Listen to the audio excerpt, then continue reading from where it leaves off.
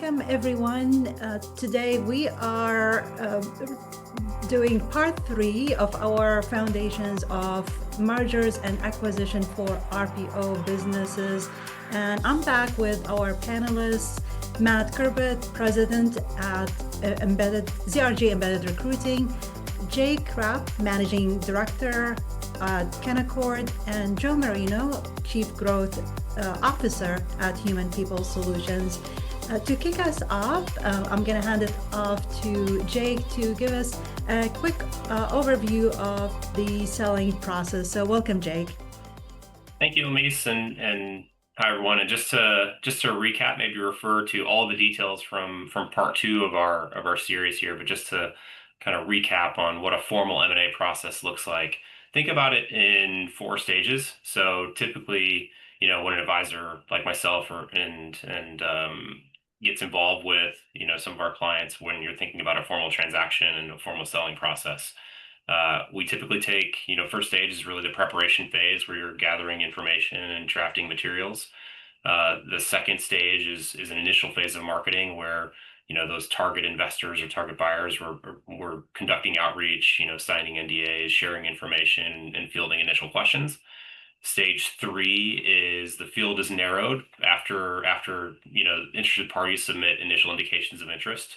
So based on those initial proposals or IOIs, the field is narrowed to a smaller group that gets invited to participate in the next stage. So that third stage is really starts with management meetings, also flows into some initial business diligence, and then at the end of that third stage, it's typically final proposals or letters of intent. That narrows the field even further. So either, sometimes a single group is selected, granted right of exclusive negotiations, or the field is narrowed to maybe just a couple to move forward with further work. But in that fourth stage, it's really, picking a horse and conducting confirmatory diligence and spending, that's typically a 30 to 60, potentially 75-day process of confirmatory diligence and documentation to get to a closing. So at the end of that, it's wires are exchanged and the deal is closed. And so that's when, the real operators like Joe and Matt really start to get involved with the post-closing work and the integration.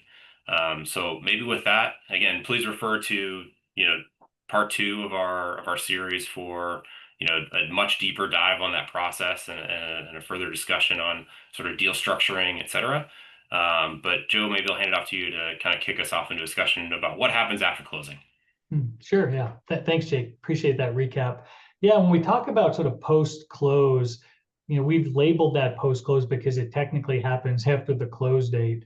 But it really does, I'll go through a couple of different things, and then Matt, I'd love for your comments. It really does start before close. And so these sessions have been focused on sellers, right? A sophisticated buyer that is buttoned up will have a post-close plan. It's often called a 100-day plan.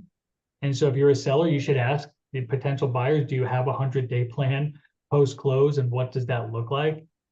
Either way, the process doesn't end at close, right? The first 100 days to 6 months after the close is still going to be pretty intense, right? Because there's expectations, ideally growth expectations that are set on the sellers because now they're part of the new organization. And if you're a seller and you're not going to stay with the organization, or you're going to retire, you're going to sort of de-risk and move on, your leaders of that organization at whatever level will be responsible for delivering results. And so it does start pre-close. The detailed integration plans are a best practice. Most organizations have something in place. And then Matt, I'll go to you in a second, but the one thing I will say is if your buyers are uncertain, right? If you ask certain questions around reporting structure, who am I going to be reporting to as a seller, right? What are my expectations? Is there a budget that I'm being held accountable to? If there's a lot of uncertainty there, I would challenge them on that because they either one may know what the plan is and maybe they're a little hesitant to share, which is not necessarily the right way to do things, or they're not sure. In some cases, they are looking for you to help them figure out that plan. But either way, ambiguity creates a ton of uncertainty as a seller. And you're going to have those questions. It's the right thing to have those questions, and you deserve to get answers on those things. Matt, can you share a little bit of your experiences at sitting in that seat and what you'd recommend to the audience? Yeah, I think it's a great topic. You meant, the word uncertainty is a real sort of toxic element to deals, right? So certainty is important for all three parties. This certainty is important for the buyer. It's essential for the seller, but it's also essential for the team of the seller. So when you sell your business, it can be very unsettling for the people in your team. You know what's going through the due diligence process, you know where you are in the process, but likely most of your team doesn't. And so whether you announce to your team pre-acquisition or on the day of the acquisition, like they feel anxious. Giving them certainty in what the next 30, 60, 90, 100 days looks like can reduce that uncertainty massively. And I think in that you need to give them advice around performance and asset leverage. Are we going to stand alone for a year before we get fully integrated? Is the integration going to happen instantly? And then you have these buckets of issues. You've got sort of, we think of them as you've got sort of EQ issues, tactical issues, and then the surprises. So the EQ issues are like, what happens to the brand of my business? A lot of entrepreneurs get really obsessed with the brand of their business and terrified about the idea of their brand going away. So you've got to talk openly about what's going to happen to my brand, how quickly does it go away? Does it go away at all? And that can be a sticky issue 18 months, 2 years into an acquisition. You got a lot of tactical issues, just systems integration. How do we merge websites? How do we merge email systems? How do we get our data into a center CRM? Are we using Salesforce? Like there's a ton of tactical stuff that has to be done. And then largely these new surprise insights that are hard to predict. Things like what is the agenda of the buyer and what's their agenda over a period of time? Where are they in their investment cycle? Where are they in their exit investment cycle? Like these are really important things to talk about because you really don't want to get surprised at them 90 days, 6 months, 2 years in. And Matt, a lot of those, the great points, a lot of those things should be discussed with the buyer pre-close, right? Setting the stage for that, correct? They should be. Surprisingly, a lot of them aren't. And so I think it's the responsibility of both parties. If you're the seller and these topics aren't being brought up, it's your job to bring them up. Bring them up early, talk about them openly. It does two things. One, it sets the example that you're willing to talk about tricky issues right off the bat. And secondly, it sort of gets ahead of any issues that might affect you or your teams once the acquisitions happened. Great. And I love the fact that you talked about the brand, right? The seller's brand, because there's so much pride in the brand of the organization you built. If you built the organization 3 years ago, maybe not so. If you built it 15 or 20 years ago, which tends to be the case or longer, your identity is tied to the organization and it's tied to the brand. So there's a lot of emotions that will come out if someone talks to you about changing the brand. But be open to it, right? If you're going to be acquired and you're going to be part of a new organization, you need to be at least open to not have those emotions tied into in your decision-making process, right? Because it may make sense to do that.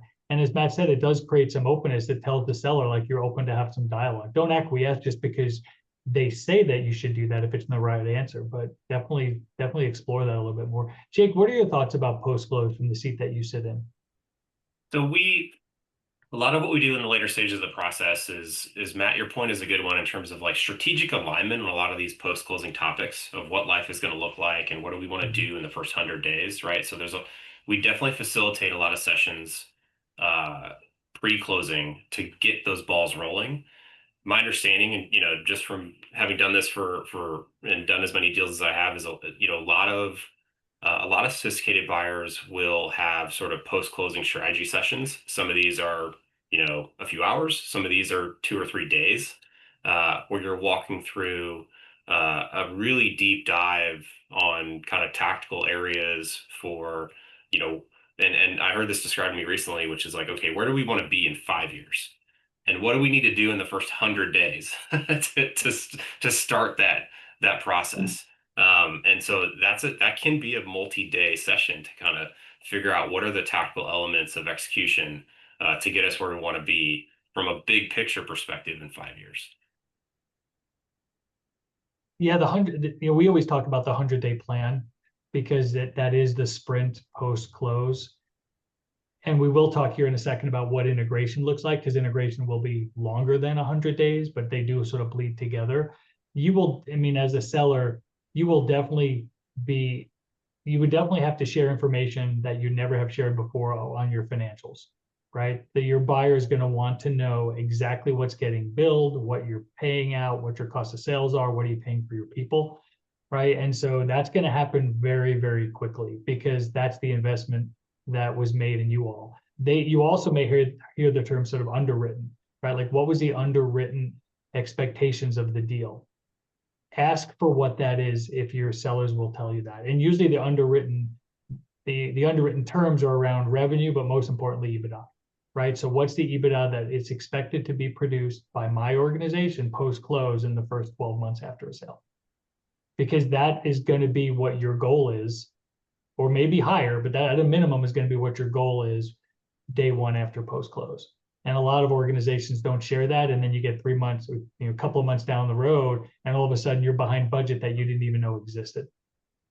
Right. And then no one feels good about that, right? You don't have accountability because you didn't help create it. You don't always have a part in creating that underwritten budget, because that oftentimes that is done by the buyer. They may take some of your input, but there's sort of behind the scenes financial models that are getting created. So be aware of that. Matt, before we go on to true integration, anything else to add? No, I think one thing we've seen a lot of, you talk about brand, right? I don't want to jump past that because it is a huge issue. But also things that people don't maybe necessarily think about is things like comp structures, like the comp structure for the internal team with the buyer versus the seller, and addressing that ahead of time. When you tell your team that the company is being acquired by a bigger entity, you want them to be all happy for you, but their first thought is going to be, how does that affect me? How does it affect my systems? How does it affect my 401k, my healthcare, my comp? Do I get my bonus? Like, there's a very tactical element in keeping the existing team of the selling company intact and making them feel really good about this. So I think walking through all of that in agonizing detail means everything to your team. Yeah, and that's sort of a great segue, Matt, into sort of integration. I'll talk about two things that are really important that transition sort of post-close and integration. One is communication, right? And so what we can talk a little bit about what that communication plan looks like.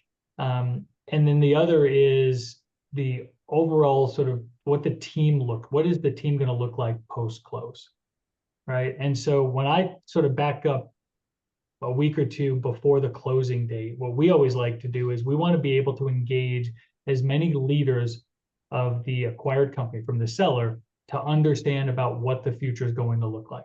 And that's a very sensitive time. We talked about how branding is sensitive, right? But letting your team know on a deal that has not consummated yet, right? There's always a chance that something goes sideways.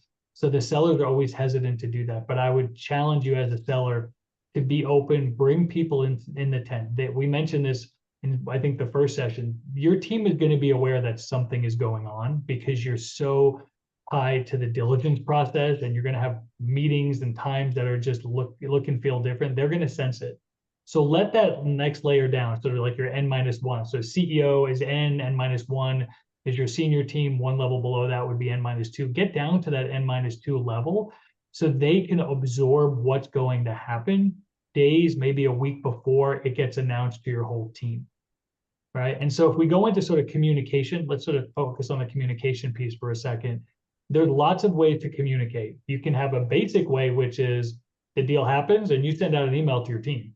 I don't recommend that, right? It should be a coordinated communication strategy that ideally is, the buyer's marketing team or communication team, if they have that department is engaged to be able to identify all the avenues of communication. So you have your employees, which is obvious, but your employees are not going to hear your message, whatever that message is, the first time they hear it. They're going to hear acquisition. They're going to hear or feel uncertainty, as Matt talked about, right? You also have your clients, right? Are your clients going to be impacted by that? What's your communication plan to them? Is there going to be something that's broader to sort of the world that you can leverage maybe to get some new prospects in place, new clients? And then you've got sort of all your vendors, right? And I always joke, I'll tell a story because we went through this back in 2022. We told our team that we were going through an acquisition right before Thanksgiving. When our private equity firm came in, we closed the deal almost exactly a month later at the end of December. And so we made a decision to tell all of our employees that we were going to go through a transaction. We didn't tell them who the buyer was because our plan was to bring on a private equity sponsor. And so we told them, we're not going to share the name. Don't go to try to figure it out. We're talking to a lot of folks, but we'll make the right decision for our organization. And the example we used was Uncle Jack. We talked about how, because this was going into Thanksgiving, you're going to go to Thanksgiving, you're going to tell someone that your company is going to be invested by private equity. And Uncle Jack, who may be drunk Uncle Jack later in the evening, is going to say, I heard of private equity and that's not a great place to go and you're going to lose your job. And so we try to educate and paint the picture of what to expect with us and to have some sort of data points, if you will, and some bullets to be able to talk to Uncle Jack or maybe to talk to someone else in your family that's a little more reasonable so that you don't go down a spiral when you hear about it. That's been our approach. Like we've been very forthcoming. That's the approach we've always taken. We're an extremely transparent organization, even with our financials. But Matt and Jake, I'd love to sort of hear your experiences and how you all do it and what your advice is to the audience. We field in our seat, we field a lot of questions and address a lot of anxieties, sometimes from operators, from founders and entrepreneurs in terms of how deep do I sort of let this, this big transformational change in our business, how far do I want to share that in the organization until I'm really, really sure this is happening? And how does that get communicated without creating additional anxieties and distractions, right? Further down the organization. And so one of the things that we always lean on is, one, this is a growth story, right? And personally, I don't do a lot of special situations or distress deals, but it tends to be in a growth context, right? Like you have interest from very real institutional investors and buyers because of the success that you've built within your business. And this next partner doesn't want to mess that up. In fact, they want to accelerate it. And of course, that comes in the form of culture and resources and capital. But it also means that they want to be economically aligned with you as well. So I think if you put it in the context of a growth story, it tends to go a lot better. The two times I've done this, the first one, we took one strategy. We didn't tell anyone until the deal was done, then pulled everyone into a conference room and told them together. And it was 25 years ago. It's still some of the looks on their faces. I can remember it like it was today, like shock. And so, and some of them were upset that we hadn't trusted to inform them.